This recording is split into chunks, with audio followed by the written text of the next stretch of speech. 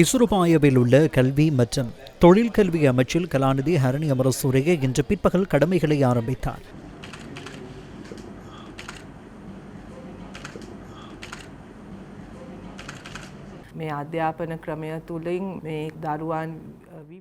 இந்த கல்வி முறைமையால் பிள்ளைகள் பல்வேறு வகையிலான அழுத்தங்களை எதிர்கொள்கின்றார்கள் என்பதை நாம் அறிவோம். அது உண்மையில் துரதிர்ஷ்டவசமானது. எனினும் அந்த அனைத்துக்காகவும் நாம் அர்ப்பணிப்புடன் முயற்சிகளை மேற்கொள்வோம்.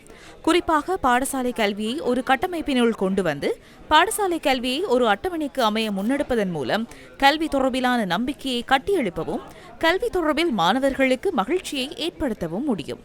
அழுத்தம் குறைந்த இடமாக மாற்றுவதற்கும் நாம் முயற்சிப்போம். போக்குவரத்து, நெடுஞ்சாலைகள், துறைமுகங்கள் மற்றும் சிவில் விமான சேவைகள் அமைச்சர் பிமல் ரத்நாயக்க இன்று கடமைகளை ஆரம்பித்தார்.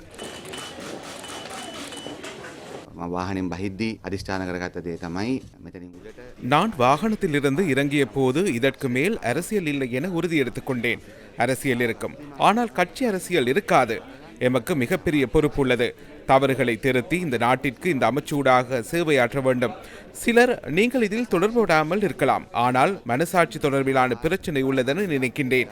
இந்த அமைச்சின் கீழ் உள்ள சில நிறுவனங்களில் சில திட்டங்களுக்கு தலைமைத்துவம் வழங்கிய அரசியல்வாதிகளின் குறைபாடுகள், அதிகாரிகளின் குறைபாடுகள் காரணமாக மிகப்பெரிய அழிவு ஏற்பட்டுள்ளது.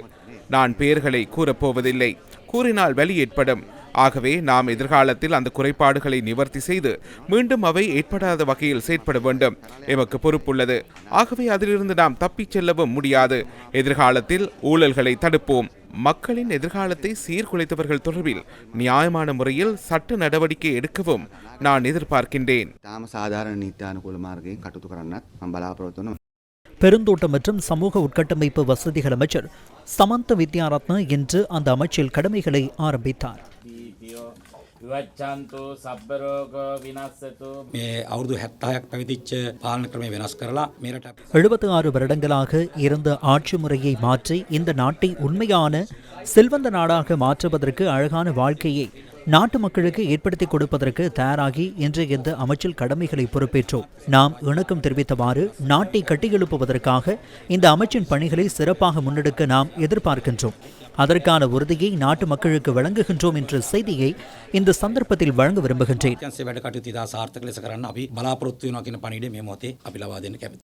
சுகாதாரம் மற்றும் வெகுசன ஊடக அமைச்சர் டாக்டர் நலிந்த ஜெயதிசமும் இன்று பிற்பகல் வெகுசன ஊடக அமைச்சில் கடமைகளை பொறுப்பேற்றார். தகவல்களை அறிவதற்காக அனைத்து பிரஜைகளுக்கும் உரிமை உள்ளது என்ற நிலைப்பாடு சமூகத்தில் இருக்க வேண்டும். அப்படியாயின் இந்த அரச பொறிமுறைக்கு இதனை விட பொறுப்பு கூறலும் கிடைக்கும். இந்த அனைத்து ஊடகங்களினதும் சுதந்திரத்தை பாதுகாக்கும் அதேவேளை பொறுப்பு கூறல் மற்றும் பொறுப்புடன் பிணைப்பை ஏற்படுத்தும் வகையில் வழிநடத்தவே நாம் எதிர்பார்க்கின்றோம்.